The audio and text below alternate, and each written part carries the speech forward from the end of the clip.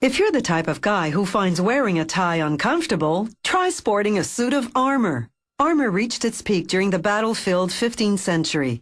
Initially, it was made of chainmail, tiny rings of metal linked together. Then, for greater protection, knights began wearing plate armor, suits made from...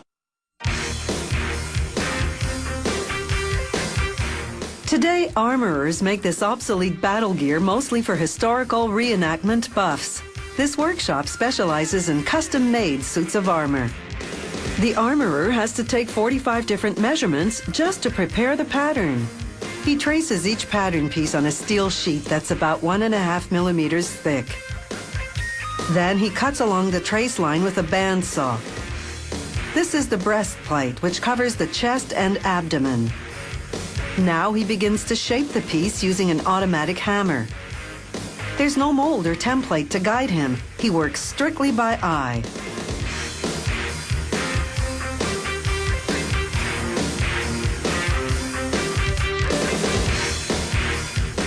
Now that he has the basic shape, he refines it using a manual hammer.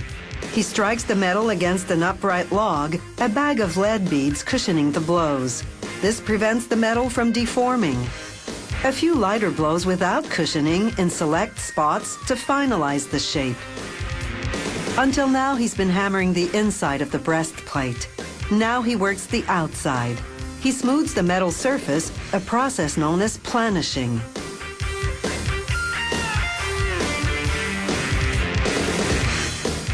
Now, using a different automatic hammerhead, he stretches out the breastplate's bottom edge to form a rim angling outward. He places the piece on an anvil, then using a manual hammer, planishes the rim.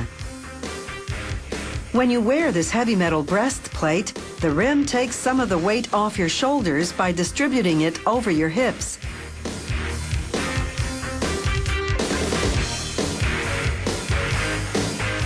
The armorer checks the shape, then makes any necessary adjustments.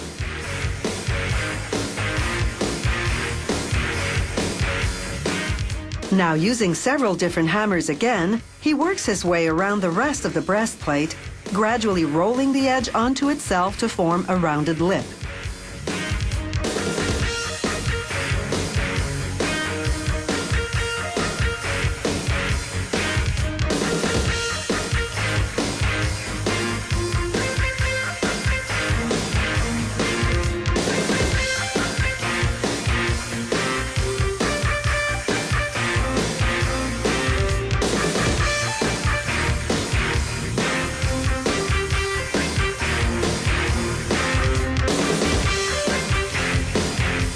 Rolling the metal onto itself to form the lip reinforces the perimeter of the breastplate, and the rounded edge prevents the sharp metal from cutting the skin.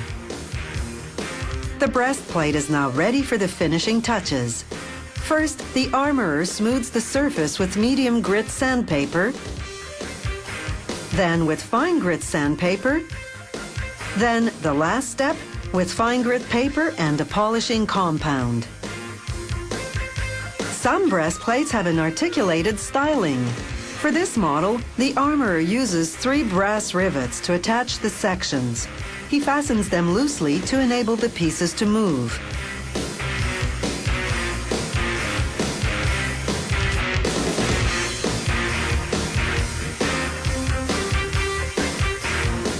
Then, using rivets again, he attaches leather straps. A suit of armor is made up of about 20 different components, such as the front and back shin guards, called greaves, armor and leather gloves, called gauntlets, shoulder pieces, called pauldrons, and of course, the helmet and visor. A knight would don his suit of armor from the bottom up. Otherwise, the weight of the top components would have him keeling over half-dressed.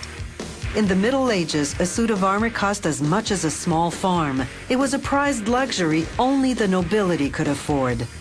Being a modern-day knight in shining armor doesn't come cheap either. A base model suit costs about $3,000. An elaborate one, up to $20,000.